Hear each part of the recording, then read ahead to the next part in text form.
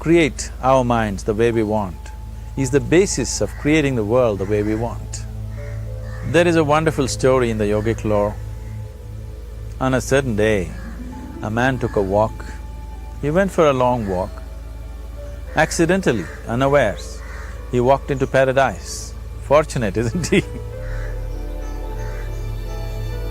He just took a walk and he landed up in paradise.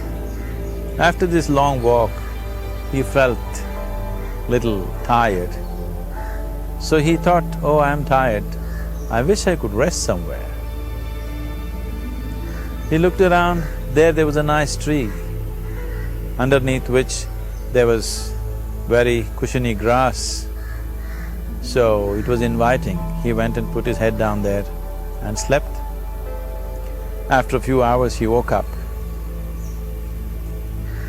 well rested, and he thought, oh, I'm well rested, but I'm feeling hungry, I wish I had something to eat. And he thought about all the nice things that he ever wanted to eat in his life. And instantly, all those things appeared in front of him. You need to understand, there the service is like that. Hungry people don't ask questions. Food came and he ate. Stomach became full. Then he thought, oh, my stomach is full, I wish I had something to drink. All the nice things that he ever wanted to drink, he thought about it and all of them just appeared in front of him. Drinking people also don't ask questions, so he drank. Now with a little bit of alcohol in him, you know Charles Darwin told you, all of you are monkeys, your tail fell away. Not me, Charles Darwin told you that you were all monkeys and your tail fell away and then you became human. Yes, definitely the tail fell away. But the monkey, in yoga, we always refer to an unestablished mind as markata, which means a monkey. Why we are referring to the mind as a monkey is, what are the qualities of a monkey? One thing about a monkey is, it's unnecessary movement. And another thing about the monkey is, if I say you're monkeying somebody, what does it mean? Imitation. Monkey and imitation have become synonymous. So these two essential qualities of a monkey are very much the qualities of an unestablished mind. Unnecessary movement, you don't have to learn it from the monkey, you can teach it to the monkey. And imitation is full-time job of the mind. So when these two qualities are on, a mind is referred to as a monkey. So this monkey became active within him. He just looked around, thought, what the hell is happening here? I asked for food, food came. I asked for drink, drink came. There must be ghosts around here, and ghosts came. Oh, the ghosts have come, they're going to surround me and torture me, he thought. Immediately the ghosts surrounded him and started torturing him.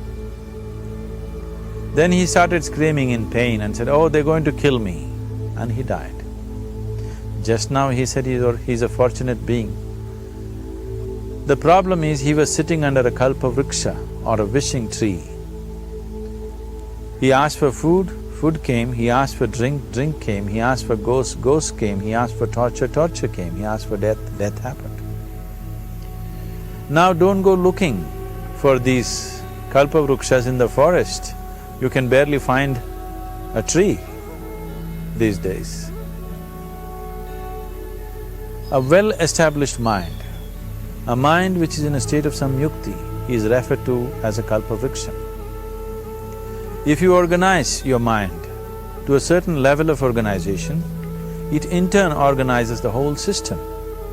Your body, your emotion, your energies, everything gets organized in that direction.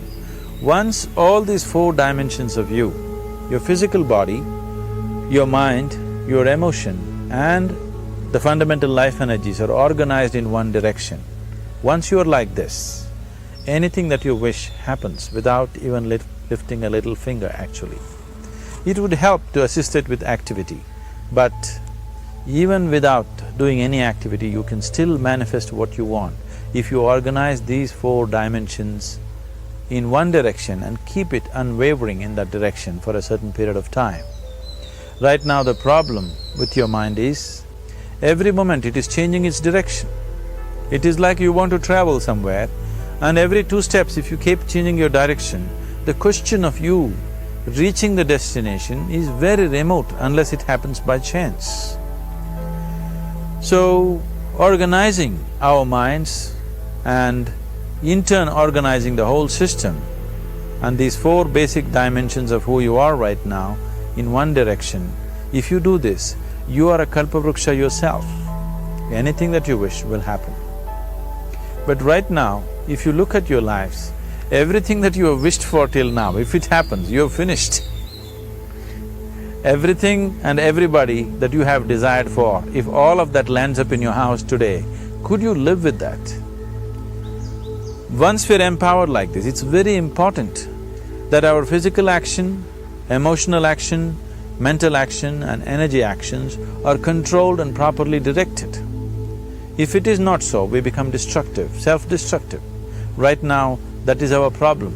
The technology, which is supposed to make our life beautiful and easy, has become the source of all the problem, that we are destroying the very basis of our life, which is the planet. So what should have been a boon, we are making a curse out of it. What has brought incredible levels of comfort and convenience to us in the last 100 years or so has also become a threat to our life simply because we are not conscious action, we are in a compulsive state of action. So organizing our minds fundamentally means moving from a compulsive state of activity to a conscious state of activity. You might have heard of people for whom they asked for something and beyond all expectations it came true for them. Generally this happens to people who are in faith. Now, let's say you want to build a house. If you start thinking, oh, I want to build a house. To build a house I need 50 lakhs, but I have only 50 rupees in my pocket. Not possible, not possible, not possible. The moment you say not possible, you're also saying I don't want it.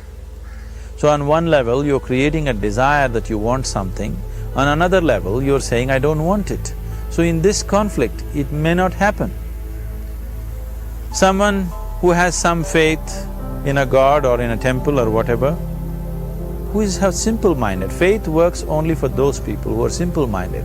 Thinking people, people who are too much thinking, for them it never works. A childlike person who has a simple faith in his god or his temple or whatever, he goes to the temple and says, Shiva, I want a house. I don't know how, you must make it for me.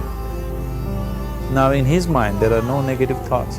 Will it happen? Will it not happen? Is it possible? Is it not possible? These things are completely removed by this simple act of faith. Now he believes Shiva will do it for him and it will happen.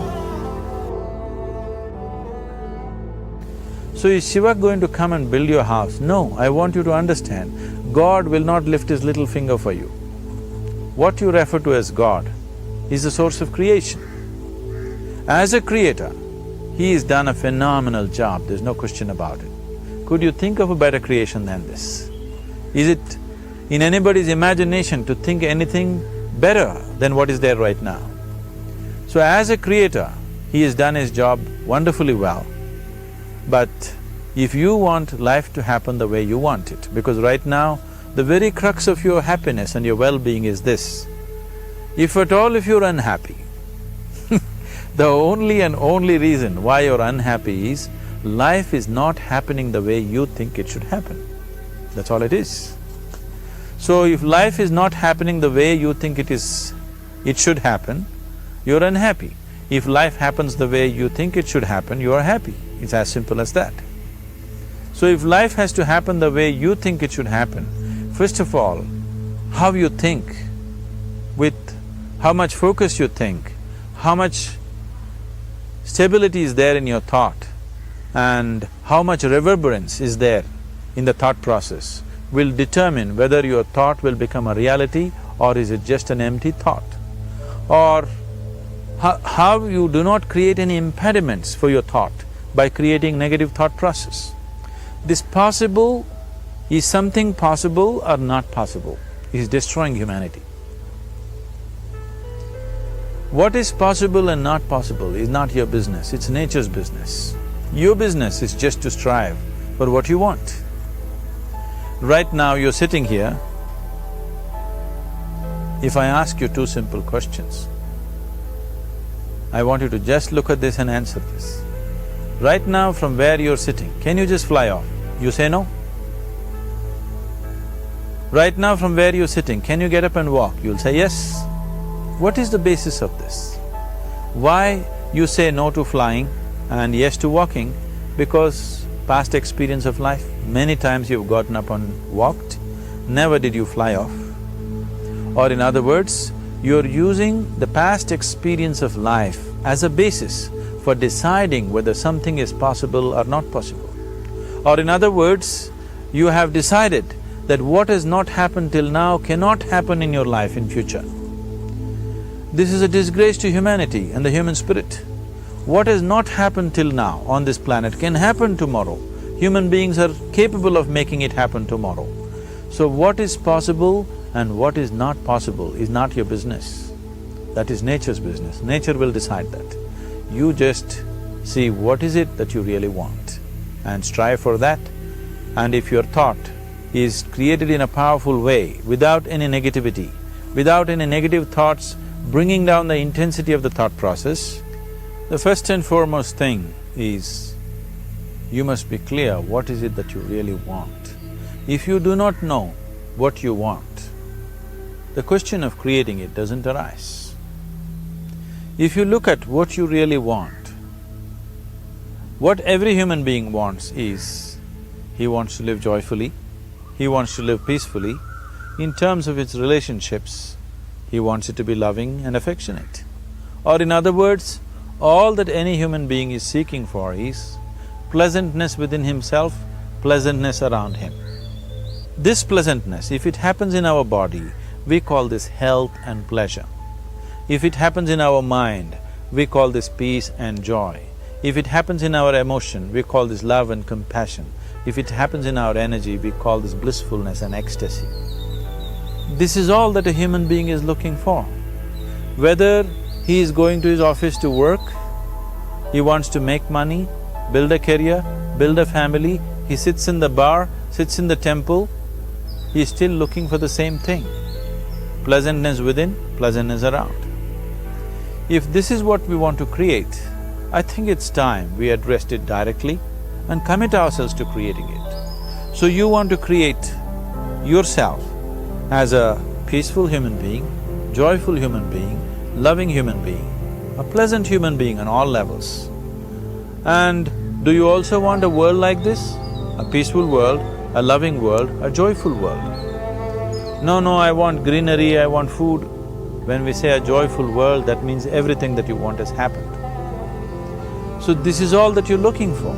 So all that you need to do is commit yourself to creating it, to create a peaceful, joyful and loving world, both for yourself and everybody around you. Every day in the morning, if you start your day with this simple thought in your mind, that today, wherever I go, I will create a peaceful, loving and joyful world. If you fall down 100 times in the day, what does it matter?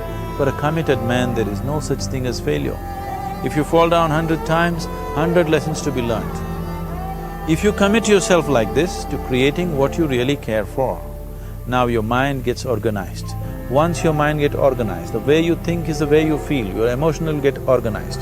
Once your thought and emotion is organized, your energies will get organized in the same direction. Once your thought, emotion and energies are organized, your very body will get organized.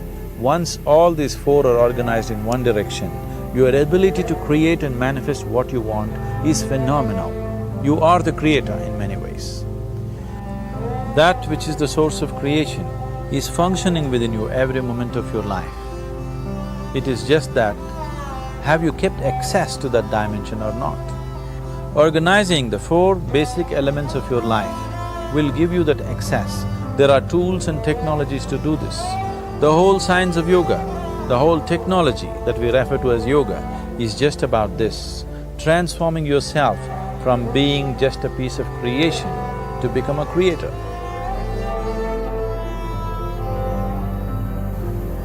It is my wish and my blessing that every human being in this world should have this access to the source of creation within himself so that he can function here as a creator, not just as a piece of creation.